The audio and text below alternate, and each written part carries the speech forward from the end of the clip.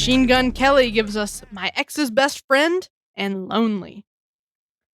And I will say, I was going into this, I was like, Machine Gun Kelly is a rapper.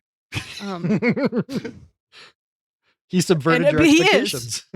He is a rapper.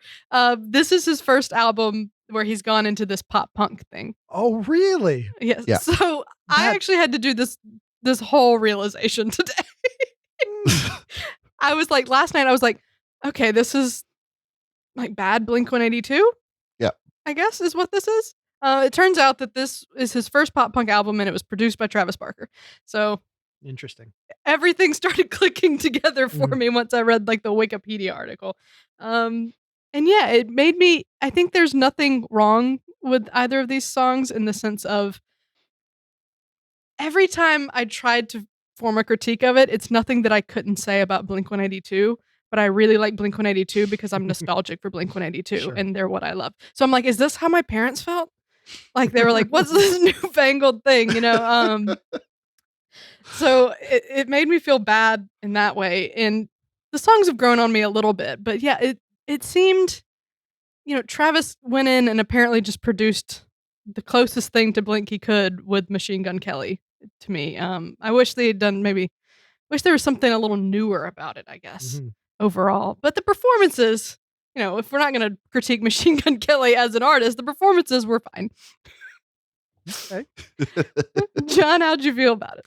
Well, I appreciate your insights on it because that makes a lot more sense knowing who produced it and the idea that this is his first run at something outside of hip hop. Far more intriguing now with that insight. You're right. My initial feeling was there's nothing about what's happening on the stage that I like. Like everything about it, I'm finding utterly obnoxious, including his armpit tattoo, which just hurts to think about. But the songs, a lot of nerves there. The songs were incredibly familiar and they kept having little moments that kept reminding me of music that I like.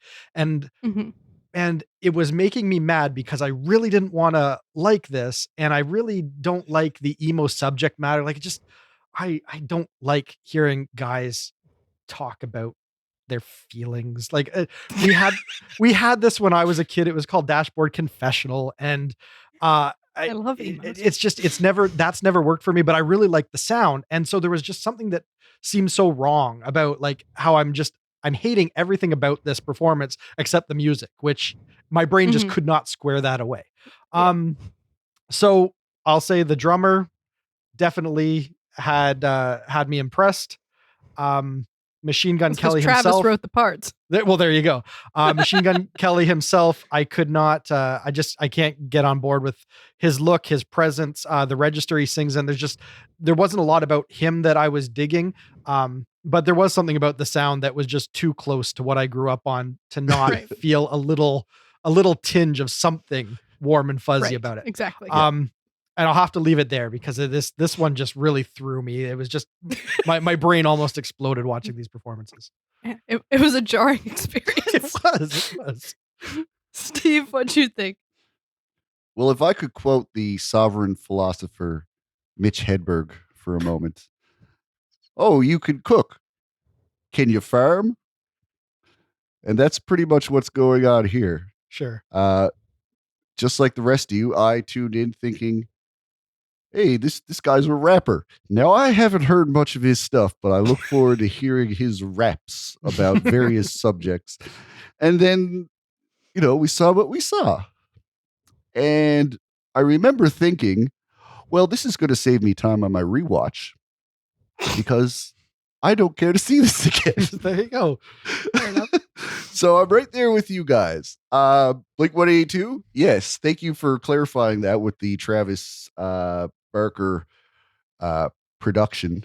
That makes a lot of sense because this reminded me of being in high school and seeing the Scully kids take out a slot at the talent show. and then proceed to bastardize Blink 182. I think the overall message here is we're all three out of touch. Yeah. So. Yeah. This is not a performance for us. And maybe the most humble take we can have on it is just acknowledging that, yeah, there's nothing about this that was supposed to appeal to us. So it did its job marvelously.